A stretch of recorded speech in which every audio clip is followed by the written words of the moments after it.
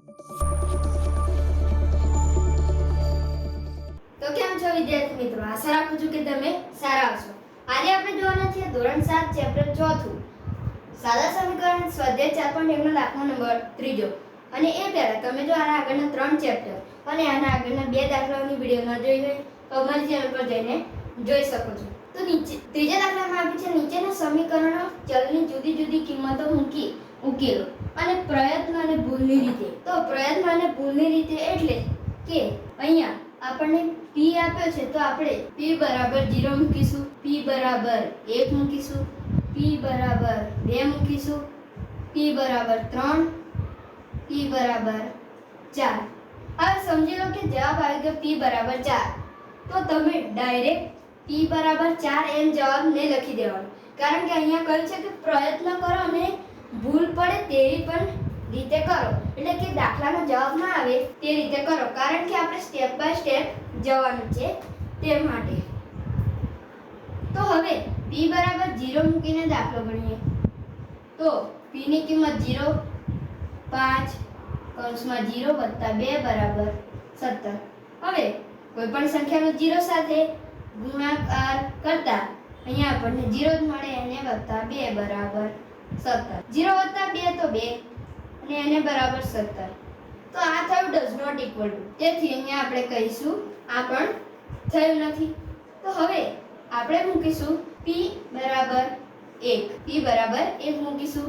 તો 5 કૌંસમાં p બરાબર 1 એને વત્તા 2 બરાબર 5 એકા 5 વત્તા 2 બરાબર 5 ને 2 7 બરાબર 17.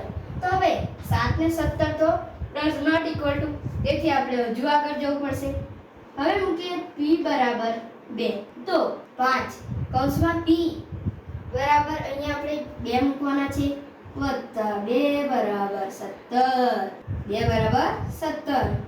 તો હવે 5 દુ 10 વત્તા 2 બરાબર 17. 10 ને 2 12 બરાબર 17.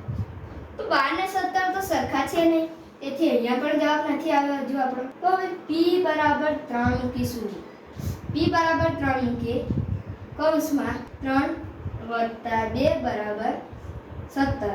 હવે 5 તરી 15 વત્તા 2 બરાબર 17. 15 ને 2 17 બરાબર 17. તો આ ઇક્વલ ટુ થયું, તેથી આપણે આનો જવાબ લખી શકીએ કે p બરાબર 3. આ થઈ ગયો આપણો જવાબ, p બરાબર 3. તો હવે જોઈએ આપણે આનો આગળનો બીજો દાખલો. તો બીજો દાખલો આવી ગયો છે, તેમાં કહ્યું છે 3m - 14 બરાબર 4. હવે m ની કિંમત, હવે p ને મૂકવાનો, કારણ કે અહીંયા m આવી ગયો, m ની કિંમત 0 મૂકીને ગણીએ. 3 કૌંસમાં 0 -14 બરાબર 4. 3 0 0 એટલે કે કોઈ પણ સંખ્યાનો 0 સાથે ગુણાકાર તો 0 જ મળે. 0 માંથી 14 જાય, 0 માંથી 14 જાય એમ પૂછું છું. 0 માંથી 14 જાય તો કેટલા રહે? તો રે -14 બરાબર 4. તો આ પણ ડઝ નોટ ઇક્વલ ટુ, તેથી આગળનો સ્ટેપ જોઈએ, જેમાં આપણે m બરાબર 1 મૂકીએ. 1 તો 3 કૌંસમાં 1 વત્તા નહીં -14 બરાબર 4.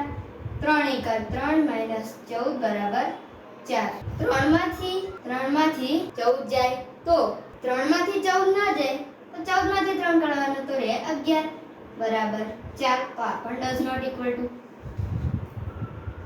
હવે m બરાબર આપણે લઈ લઈએ 2.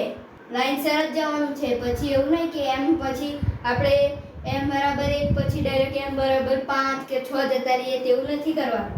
લાઈનસર જ જવાનું છે. m બરાબર 2 લીધા છે તો 3 કૌંસમાં 2 -14 બરાબર 4. 3 દુ 6 -14 બરાબર 4. હવે 14 માંથી 6 જાય તો રહેશે 6. 7 8 9 10 11 12 13 14 તો રહેશે 8, એને બરાબર 4. તો આ ડઝ નોટ ઇક્વલ ટુ. તો હવે m બરાબર 3 લઈએ. હવે m બરાબર 3 એટલે કે 3 કૌંસમાં 3 -14 બરાબર 4. હવે 3 તરી 9 -14 બરાબર 4. કૌંસ આવે એટલે આપણે ગુણાકાર જ કરી દેવાનો. તો 14 માંથી 9 જાય તો રહેશે 5. તો 5 બરાબર 4. તો આ પણ ડઝ નોટ ઇક્વલ ટુ. તો હવે m બરાબર 4 મૂકીએ. તો m બરાબર 4 મૂકતા અહીંયા 3 કૌંસમાં 4 માઈનસ 14 બરાબર 4. 3 ચોક 12 માઈનસ 14 બરાબર 4. હવે 14 માંથી 12 જાય તો રહેશે 2 બરાબર 4. તો આ પણ ડઝ નોટ ઇક્વલ ટુ થઈ ગયું. તો હવે m બરાબર 5 મૂકીએ. જો કેટલો મોટો સ્ટેપ થાય છે. અહીંયાથી બીજો સ્ટેપ બદલાય છે, અહીંયા બીજો સ્ટેપ આવે છે. m બરાબર 5 મૂકીએ. એવું ના સમજતા કે 3 પછી આપણે 5 કેમ ના લઈ દીધા. તો 3 પછી 4 અહીંયા છે નીચે. તો m બરાબર 5. તો 3 કૌંસમાં 5 માઈનસ 14 બરાબર 4. 3 પંચા 15 માઈનસ 14 બરાબર 4. હવે 15 માંથી 14 જાય તો રહેશે 1 અને એને બરાબર 4. તો આ પણ ડઝ નોટ ઇક્વલ ટુ. હવે m બરાબર 6 લઈએ. તો m બરાબર 6 લેતા 3 કૌંસમાં 6 માઈનસ 14 બરાબર 4. 14 બરાબર 4. 3 6 18 માઈનસ 14 બરાબર 4. હવે 18 માંથી 4 જાય તો રહેશે 4 અને એને બરાબર 4. હા, હવે આવી ગયો આપણો જવાબ જે છે 4. તો આટલી મોટી રીત થઈ. તેમાં આપણે પહેલા લીધું m બરાબર 0, m બરાબર 1, m બરાબર 2, પછી m બરાબર 3, પછી m બરાબર 4, m બરાબર 5 અને m બરાબર 6. આટલી મોટી રીત કરી પછી આપણને દાખલાનો જવાબ મળી ગયો m બરાબર 6. આ થઈ ગયો આપણો દાખલાનો જવાબ. અને આગળના દાખલાનો જવાબ હતો p બરાબર 3. આ પહેલા દાખલાનો જવાબ અને આ બીજા દાખલાનો જવાબ. તો અહીંયા આપણા આ ત્રીજા દાખલા પર છે જે પૂરા થાય છે. આ તમારી નોંધપોથીમાં લખી લો. હવે મળીએ છીએ આગળની વિડીયોમાં ચોથા દાખલા સાથે. ત્યાં સુધી જય હિન્દ, જય ભારત.